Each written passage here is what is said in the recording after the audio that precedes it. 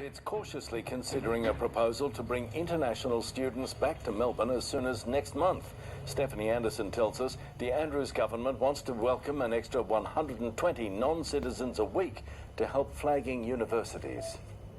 Their absence has hit our major educators hard, but now a proposal to let international students back in. It is really good to see that the Victorian government recognised the value of this sector. In a letter delivered to the Prime Minister last night, Acting Premier James Merlino detailed a new system slated to start from May 24. It would allow 120 economic cohorts across our border each week, but only a percentage of those would be international students, with major event organisers and stage and screen professionals also able to qualify. We're looking at having a pretty steady figure of international students, and then for the remainder there'll be various industries. Arriving on commercial flights would be preferred, with passengers then sent straight to a separate Australian Open style quarantine system. The cost of that is still being crunched, but it will be more than $3,000 per adult. Many of them are paying upwards of $100,000 a year in tuition fees, and the universities are prepared to pay for the quarantine. And it's not just universities hopeful this plan gets the green light. Businesses and landlords based around once busy campuses say they're also feeling the hit of a significant drop in student numbers. The majority, about maybe 80%.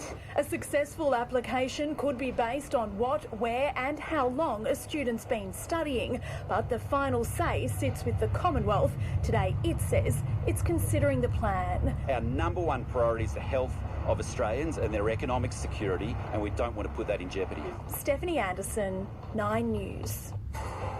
These new arrivals will be on top of Victoria's existing cap of 1,000 Australians per week.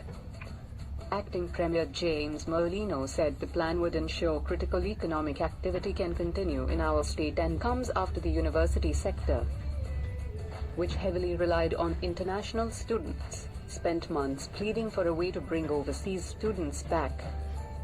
Mr. Merlino has sent a letter to the federal government outlining the plan where new arrivals would pay more than the $3,000 fortnightly fee currently being charged for adults, and he asked for approval to a plan which would fast-track visas for the new arrivals. He gave assurances that the arrivals, who would come mainly on commercial flights, would maintain the highest levels of safety, according to the new program. Federal Education Minister Alan Tudge said the government would approve such plans if the program had the approval of State Chief Health Officer.